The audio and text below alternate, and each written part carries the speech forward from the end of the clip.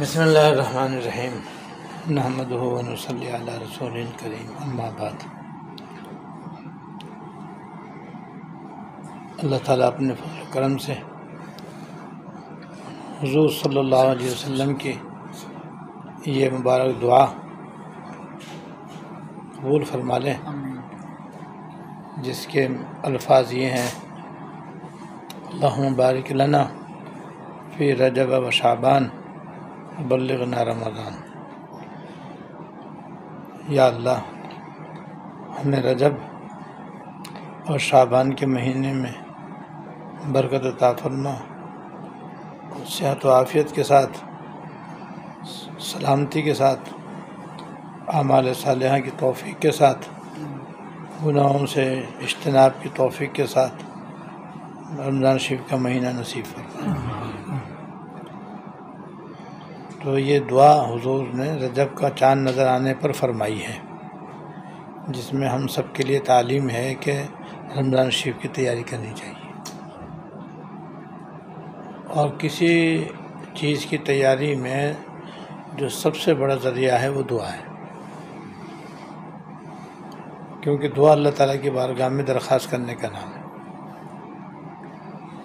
اور اللہ تعالیٰ قادر مطلق ہے۔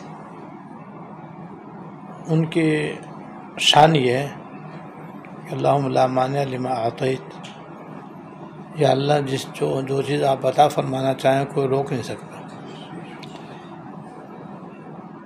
ولا معطی لما منعت، اور جس چیز کو آپ نہ دینا چاہیں کسی کی مجال نہیں جو وہ دے دے، ولا ينفع ذا الجد منک الجد، اور کسی مالدار کی مالداری ان کے دربار میں کام نہیں آتی، کسی مالدار کی مالداری اللہ تعالیٰ کی بارگاہ میں کوئی کام نہیں آتی۔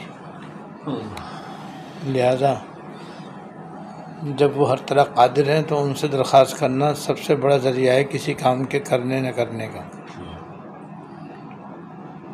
لہذا یہ بھی کرنا چاہیے، اور گڑ گڑا کے دن رات دعا کرتے رہنا چاہیے کہ یا اللہ یہ مقدس مہینہ آ رہا ہے، یہ برکتوں رحمتوں مغفرتوں والا مہینہ آنے والا ہے، یا اللہ ہمیں ضرور نصیب فرمانا، اور صحت کے ساتھ عطا فرمانا، سلامتی کے ساتھ عطا فرمانا، زیادہ سے زیادہ اس مہینے میں اپنی عبادت و طاعت کی توفیق کے ساتھ نصیب فرمانا، روز تراویح کی توفیق کے ساتھ نصیب فرمانا، اور گناہوں سے بچنے کے ساتھ نصیب فرمانا۔ ایک تو یہ کام کریں، دوسرا یہ کہ اپنے طور پر بھی تیاری کریں، ہر آدمی کے اپنے حساب سے تیاری ہے، رمضان شریف کی تیاری، کیونکہ یہ بڑا ہی عظیم الشان مہینہ ہے اور انتہائی عظیم الشان موقع ہے اللہ تعالیٰ کی رضا پانے کا، دوزخ سے آزادی کا، جنت الفردوس حاصل کرنے کا، اور روز تراویح رکھنے کا۔ بہت عظیم الشان مہینہ ہے، جس کے فضائل تو انشاءاللہ اپنے وقت پر آپ کو معلوم ہوں گے، اور رمضان سے پہلے جو ہفتہ آئے گا اس میں اللہ تعالیٰ نے مجھے توفیق دی تو رمضان شریف کے فضائل اور مسائل کا کتابچہ جو چھپنے گیا ہوا ہے، جس کے اندر مسائل کا بھی اضافہ ہے اور کچھ اور چیزوں کا بھی اضافہ ہے، وہ انشاءاللہ آپ کو دیا جائے گا۔ اس کو پڑھنا، یاد رکھنا، سمجھنا، عمل کرنا، یہ بھی رمضان شریف کی تیاری ہے۔ پہلے سے پڑھ کے اپنا ذہن بنا کر رکھیں۔ نمبر 1 دعا، نمبر 2 اس رسالے کا مطالعہ، اور مطالعہ کر کے اس کے مطابق عمل۔ تیسری بات یہ ہے کہ ہم رمضان شریف کو اللہ تعالیٰ کی عبادت کے لیے فارغ کریں۔ رمضان شریف کا مہینہ خود بہت فارغ نہیں ہو سکتا، بلکہ اور زیادہ رمضان شریف میں دنیاوی مشغولیت بڑھ جاتی ہے۔ جب بڑھ جاتی ہے تو پھر کم کریں گے تو گھٹ بھی سکتی، کیونکہ بڑھانا بھی اپنے اختیار سے ہوتا ہے تو گھٹانا بھی اپنے اختیار سے، جس کے لیے چند ایک کام نمونے کے طور پر عرض کرتا ہوں وہ کرنے چاہیے۔ ایک تو یہ کہ جتنی خریداری رمضان شریف کی ہے، چاہے وہ رمضان شریف کے حوالے سے ہو اور چاہے عید کے حوالے سے ہو، رمضان سے پہلے کر کے فارغ ہو جائیں بس. ان کاموں کے لیے بازار نہ جانا پڑے، مارکیٹوں میں گھومنا نہ پڑے، کیونکہ اس میں بڑا بہت ضائع ہوتا ہے. گناہ الگ ہوتے ہیں، آنکھیں خراب ہوتی ہیں، دل خراب ہوتا ہے، کان خراب ہوتے ہیں. بس سمجھو بازار اور مارکیٹیں جو اللہ تعالیٰ کے یہاں بدترین جگہ ہیں، وہاں جا کر کے آدمی طرح طرح کے گناہوں میں مبتلا ہوتا ہے. اس سے بچے گا. دوسرے جب وہ کام رمضان سے پہلے ہو سکتا ہے تو رمضان شریف میں وہ وقت بچے گا، اور وہ وقت بچا کر کے پھر اس کو دنیا کے کاموں میں نہیں بلکہ آخرت کی تیاری میں لگانا چاہیے.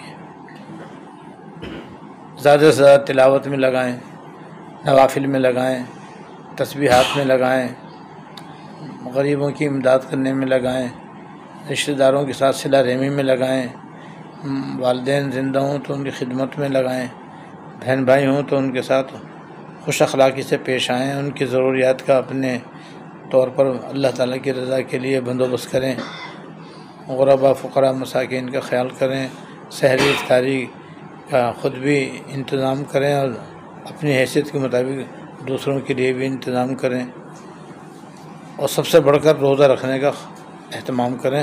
مگر روزہ صرف پیٹ کا نہ ہو بلکہ سر سے پیر تک سارے اعضاء کا روزہ ہو، یعنی سارے اعضاء کو گناہوں سے بچائیں. کیونکہ جیسے روزے میں کھانا حرام ہے تو گناہ ہے، پینا حرام ہے تو گناہ ہے. حرام تو گناہ ہوتا ہے، تو غیبت حرام نہیں ہوگی، جھوٹ حرام نہیں ہوگا، بدنگاہی حرام نہیں ہوگی، فضول و لایانی باتیں، کام، مجلس حرام نہیں ہوگی، وہ بھی تو روزے کے اندر گناہ ہے.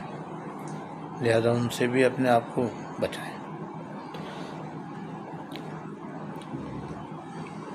ایسے پینے سے بچیں، تو پینا روزے میں حرام ہے، اپنی اختیار سے پینا حرام ہے.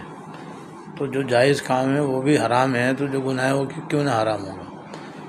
ان سے اپنے آپ کو بچائیں، یہ بھی تیاری ہے رمضان شریف. لہذا جب بازار جانے سے ہم بچیں گے تو بے شمار گناہوں سے بچیں گے. جو وقت بچے گا پھر وہ اللہ تعالیٰ کی یاد میں، اس کی عبادت میں لگائیں گے.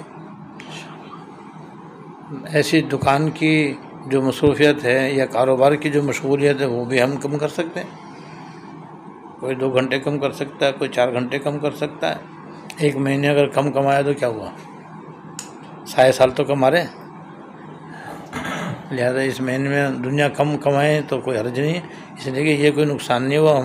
جو کمی ظاہراً ہوئی ہے وہ بعد میں پوری ہو جائے گی انشاءاللہ، لیکن آخرت کی جو کمی ہے وہ رمضان کے بعد پوری نہیں ہو سکتی. رمضان میں جو ہم آخرت کما سکتے ہیں نا، رمضان کے بعد کبھی بھی نہیں کما سکتے، کبھی بھی حاصل نہیں کر سکتے. اس کی ایک مثال دیتا ہوں. حدیث شریف میں آتا ہے کہ جو آدمی رمضان شریف کا 1 روزہ بلا عذر کے چھوڑ دے، پھر بعد میں چاہے قضا بھی رکھ لے، تب بھی ساری عمر روزہ رکھے، تب بھی رمضان میں جو ثواب ملتا ہے وہ نہیں ملے گا. ساری عمر روزے رکھے تاکہ رمضان میں روزہ رکھنے کا جو ثواب تھا وہ مل سکے، نہیں ملے گا. اتنا بڑا نقصان ہے. اور 2 ٹکے اگر کم ہو گئے تو کیا ہوا، عید کے بعد پھر ڈبل تیبل ہو جائیں گے انشاءاللہ تعالیٰ. اور نبی ہوئے تو کیا ہوا، پیٹ بھر کے تو مل رہا ہے نا. دنیا میں تو اتنا چاہیے کہ آدمی بھوکا نہ رہے، ننگا نہ رہے، رہنے کی جگہ رہے، چاہے کرائے کی ہو. بس دنیا سے تو اتنا چاہیے، باقی تو زائد ہے. بس زائد فالتو ہے، ہو نہ ہو. لیکن آخرت میں تو کچھ چیز بھی فالتو نہیں ہے. ہاں تو ہر چیز کیا کہتے ہیں 100 گنا، 200 گنا، 500 گنا، 1000 گنا، لاکھ گنا، کروڑ گنا، اربوں خربوں گنا چاہیے ہی چاہیے. وہ سب ہی ضرورت ہے ہماری. یہاں اضافی کوئی چیز نہیں ہے. یہاں پر 1 روزہ چھوڑنے کا جب یہ نقصان ہے تو باقی چیزیں چھوڑنے کا کیا نقصان ہوگا. اس لیے تجارت بھی، دکان بھی کم وقت کھولیں اگر ہو سکے آسانی سے. نوکری میں بھی کچھ چھٹی لے لیں اور پھر ڈیوٹی کا وقت کم کر لیں. اور پھر یہ سارا وقت جو بچے ہے تو یہ رمضان کے لیے بچا ہے، یہ نہیں کہ پھر ادھر ادھر گھوم پھر کے اس کو بھی ٹال دیں، اس کو بھی ضائع برباد کر دیں۔ بعض لوگوں کا یہ حال ہوتا ہے کہ دکان میں بھی 2 گھنٹے نکالیں، جاب میں سے بھی 2-3 گھنٹے نکال لیے، اب ایسے ہی پڑے ہوئے ہیں، سو کے وقت گزار رہے ہیں۔ بھائی یہ تو تم نے اس سے اچھا تھا دکان پہ بیٹھ جاتے، نوکری میں لگے رہتے، کام میں تو لگتے ہیں نا، اب بیکاری میں تم نے وقت ضائع کر دیا، یہ تو غلط ہو گیا۔ وقت بچانے کا مطلب ہے اس فالتو وقت کو تلاوت میں گزارو۔ اگر پہلے 1 پارہ پڑھتے تھے اب 5 پارے پڑھو، اگر پہلے 5 پڑھتے تھے اب 10 پارے پڑھو، پہلے اشراق کی 2 نفل پڑھتے تھے اب 4 نفل پڑھو، پہلے اشراق کی 2 نفل پڑھتے تھے اب 8 نفل پڑھو۔ اشراق کی تو 12 تک ثابت ہے، چاشت کی 12 تک ثابت ہے، تو 4 پڑھو، 8 پڑھو، 12 پڑھو۔ تہجد پہلے 1 بھی نہیں پڑھتے تھے تو اب پڑھو کم سے کم 2 رکعت، پھر اس سے بہتر 4 رکعت، اس سے بہتر 6 رکعت، اس سے بہتر 8 رکعت، اس سے بہتر 10 رکعت، اس سے بہتر 12 رکعت۔ اب رمضان میں جلدی سو جلدی اٹھو، تو اس میں ٹائم لگاؤ۔ ایسے تراویح ایسی جگہ پڑھو جہاں بڑے آرام سے ہوتی، سکون سے 4 رکعت پہ بھی سکون سے بیٹھتے ہوں، سکون سے کیا کہتے ہیں بیٹھنے کی ترویح میں بیٹھنے کی تسبیحات اور دعائیں پڑھتے ہوں، مانگتے ہوں الگ الگ انفرادی طور پر آرام سے۔ کیوں؟ عبادت میں لگنا مقصود ہے، 20 تراویح پورا کرنا مقصود نہیں ہے کہ دیر تک تراویح پڑھتے رہیں آرام آرام سے تاکہ زیادہ سے زیادہ ٹائم اس میں لگے۔ تو آرام سے تراویح پڑھیں، وطر پڑھیں، وطر کے بعد بھی کم سے کم 4 یا 8 رکعت پڑھیں نفل کی، تاکہ تہجد نقد ہی ہو جائے۔ کیونکہ تہجد میں آنکھ کھولے پتہ نہیں کھلے، کسی بہت سو کا روزہ بغیر سحری کے بھی ہو جاتا ہے، آنکھ نہیں کھلی، مگر آنکھ نہیں کھلی تو اب تہجد کیسے پڑھے گا؟ لیکن رہ جائے تو پہلے ہی پڑھ لو، پھر آنکھ کھلے تو اس میں پڑھ لو، نہیں کھلے تو پھر دن میں پڑھ لو۔ ایسی مناجات مقبول اب تو ہم آدھی منزل بتاتے ہیں، کسی کو 1 منزل بتاتے ہیں۔ بھائی رمضان شریف میں 1 منزل صبح پڑھو، 1 منزل شام کو پڑھو۔ روز سلام کی ذکر وصول ہم کسی کو 1 منزل بتاتے ہیں، کسی کو آدھی، رمضان میں تو ایک دفعہ سویرے پڑھو، 1 دفعہ شام کو پڑھو۔ 40 استغفار بھی ہم آدھے بتا دیتے ہیں۔ بھائی رمضان شریف میں روزانہ 40 استغفار پڑھو، پہلے 40 استغفار، پھر ذکر الوصول کی 1 منزل، پھر مناجات مقبول کی 1 منزل، یہ سویرے ہو گئی۔ پھر شام کو کیا ہوگا؟ عصر کے بعد دنیا کے سارے کام بند، افطاری کی تیاری بھی ختم، یہ سب پہلے کر کے فارغ ہو جاؤ بس۔ بہتر تو یہ کہ مرد حضرات مسجد میں چلے جائیں، عورتیں مصلی پہ جم جائیں اور تلاوت کریں، اور تلاوت کر کے استغفار اور درود شریف پڑھ کے آخر میں مناجات مقبول غروب آفتاب تک، غروب تک بس۔ اگر عربی میں پڑھنا مشکل ہو تو اردو میں مانگو، اردو کے لیے دعائیں والے آنا بہترین ہے۔ اس طرح سے دن گزاریں، پھر رات کو افطاری وغیرہ کھانا کھا کے بس پھر تراویح میں لگ جائیں، 11-12 اس میں بچ جائیں، پھر جلدی سو جاؤ، پھر سحری میں اٹھ جاؤ۔ تو رات دن جو ہے نا عبادت میں لگنا چاہیے، رات دن عبادت میں لگے، مسلمانوں کی خیر خواہی میں لگے، اور غریبوں کی ہمدردی میں لگے، رشتہ داروں کے ساتھ حسن سلوک میں لگے، اور پڑوسیوں کے ادائے حقوق میں گزرے، ہر ایک کے ساتھ خندہ پیشانی سے ملے، ہر ایک کے ہمدرد بھائی خواہی کا اظہار۔ یہ بھی چیزیں ہیں کہ عبادت کرنے کی، ان سب میں فرض کے برابر ثواب ملے گا۔ یہ کمائی کا مہینہ ہے، تو یہ جب ہوگا جب ہم اپنے آپ کو رمضان شریف سے کے لیے فارغ کریں گے، اور جو موجودہ مصروفیت اگر رکھیں گے تو پھر رمضان شریف بس آیا ہو گیا، ہمیں پتہ بھی نہیں چلے گا۔ برائے نام روزہ بھی ہو جائے گا، تراویح بھی ہو جائے گی، لیکن جیسے تھے ویسے ہی رہیں گے بس، اس لیے کہ ہم نے پہلے سے تیاری نہیں کی۔ تو سیزن پہ کیسے کمائیں گے؟ سیزن پہ کمانے والا تو پہلے سے تیاری کرتا ہے، پھر سیزن میں کماتا ہے، اور جو سیزن تیاری کرتا ہے تو اس تیاری میں سیزن گزر جاتا ہے، سارا مال پڑا رہ جاتا ہے۔ تو یہ عقل سے کام نہیں ہوئی، یہاں عقل سے کام لینے کا وقت ہے یہ۔